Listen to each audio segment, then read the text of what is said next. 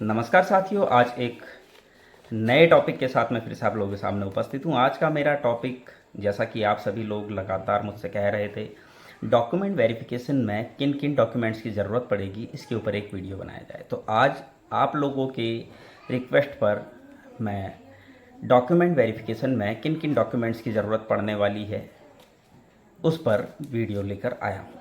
तो साथियों, मेरे इस वीडियो को बहुत ध्यान से देखिए, क्योंकि मेरा ये वीडियो उन सभी लोगों के लिए बहुत ही ज़्यादा इम्पोर्टेंट है जो डॉक्यूमेंट वेरिफिकेशन में आने वाले हैं। तो साथियों, शुरू करते हैं, ज़्यादा समय बर्बाद नहीं करते हुए वीडियो शुरू करते हैं।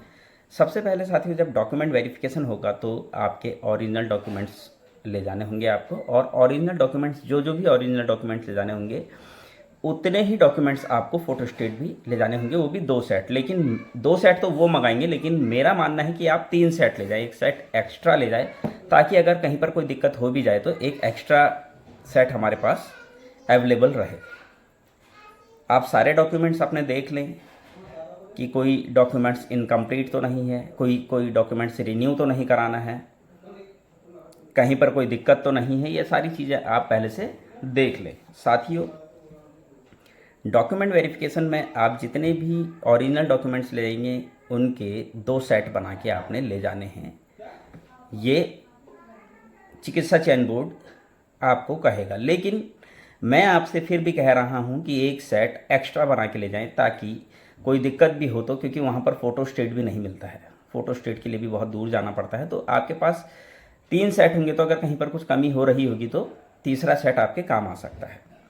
तो साथियों, जो डॉक्यूमेंट्स लगने वाले हैं उसमें सबसे पहले आपका एडमिट कार्ड, जो एडमिट कार्ड आप निकालेंगे साइट से, UKMSSB की साइट से जो आप एडमिट कार्ड निकालेंगे, वो एडमिट कार्ड का ओरिजिनल प्रिंट, और मेरा मानना है कि 2-3 उसके भी आप फ़ोटोस्टेट करा लें। दूसरा, आपने जो ऑनलाइन आवेदन किया है, तो उस ऑनलाइन आवेदन के 2 सेट बना के आपने ले जाने हैं। जो ऑनलाइन आवेदन आपने किया था उसके 2 सेट आपने बना के ले जाने हैं। आपकी 2 कलर्ड पासपोर्ट साइज़ फ़ोटो, ये सब सेल्फ अटेस्ट होने चाहिए, फ़ोटो को छोड़कर बाकी सभी आपके सेल्फ अटेस्ट होने चाहिए, जो फ़ोटो स्टेट करा के ले जाने हैं।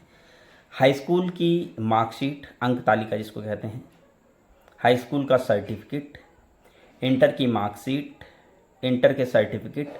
मैं जो भी चीज़ आपको बता रहा हूँ प्लीज़ आप नोट कर लें। फिर से मैं आपको बता देता हूँ। सबसे पहले आपने जो एडमिट कार्ड निकाला है वो ओरिजिनल ले जाना है, उसके आप 2-3 फ़ोटो स्टेट करा लें आप अपनी सेफ्टी के लिए। दूसरा, जो आपने ऑनलाइन आवेदन किया था, उस आवेदन की दो सेट, उस आवेदन फॉर्म के 2 सेट आपने ले जाने हैं, self attest, passport size coloured photo अपनी, हाई स्कूल की मार्कशीट और इंटर की, और हाई स्कूल की मार्कशीट, हाई स्कूल का सर्टिफिकेट जिसको सनद कहते हैं, इंटर की मार्कशीट, इंटर का सर्टिफिकेट। उसके बाद अगर आपने डिप्लोमा किया है तो डिप्लोमा में जितने भी ईयर की आपकी मार्कशीट है, first year, second year, third year, fourth year, back की मार्कशीट और जो कंपार्टमेंट आई थी उसकी मार्कशीट, मतलब एक भी मार्कशीट मत छोड़िएगा। ऐसा ना हो बाद में आपको वहाँ से रिजेक्ट कर दें। आप सब लेके जाइएगा जितनी भी मार्कशीट है। ये नहीं कि उसमें तो मैं फेल हो रखा तो उसके बाद मैंने बैक दिया था तो बैक की मार्कशीट में पास हो गया था वो ले जाता हूँ। सारी मार्कशीट ले जाइए, कोई बात नहीं, बाद में वापस ले आइए, कोई दिक्कत थोड़ी ना है। तो अगर डिप्लोमा किया है तो डिप्लोमा की सारी मार्कशीट, अगर डिग्री ली है, अगर BSc नर्सिंग किया है, डिग्री की है, तो डिग्री की सारी मार्कशीट आपके पास अवेलेबल होनी चाहिए, ओरिजिनल। और 3-3 सेट, 1 सेट मैं एक्स्ट्रा बता रहा हूँ, 2 सेट मांगेंगे। आपके पास डिग्री या डिप्लोमा जो भी होगा वो आपने ले जाना है, उसके 2-2 सेट आपके पास, 3-3 सेट आपके पास होने चाहिए। मैं 1 सेट एक्स्ट्रा बढ़ाकर आपको बता रहा हूँ, वैसे 2 सेट की ही ज़रूरत पड़ेगी। उसके बाद रजिस्ट्रेशन, जो आपने रजिस्ट्रेशन कराया होगा उस रजिस्ट्रेशन सर्टिफिकेट सभी की फ़ोटो स्टेट 3-3 फ़ोटो स्टेट करेंगे और सेल्फ अटेस्ट करके ले जाएंगे। अगर आपने सबसे बड़ी बात, जो आपने रजिस्ट्रेशन कराया होगा देख लीजिएगा कि वो रिन्यू है या नहीं है, ये ज़रूरी आप चेक कर लीजिएगा। तीसरा, अगर आपके पास एनसीसी थी और आपने एनसीसी सर्टिफिकेट लगाया है तो बी सर्टिफिकेट अगर आपने लगाया तो बी सर्टिफिकेट के भी 2 सेट सेल्फ अटेस्ट करके 3 सेट स्थायी निवास प्रमाण पत्र, इसके भी 2-3 सेट सेल्फ अटेस्ट। अगर किसी अभ्यर्थी अथवा अभ्यर्थी के माता पिता या फिर अगर कोई लड़की है उसके पति या फिर कोई लड़की है तो उसके पति और कोई लड़का है तो उसकी पत्नी आर्मी या फिर पैरामिलिट्री या फिर केंद्रीय या राजकीय विभाग में जिसकी सेवाएं हों, उत्तराखंड राज्य में स्थानांतरित नहीं हो सकती है, ऐसी स्थिति में वो संबंधित प्रमाण पत्र प्रस्तुत करेगा।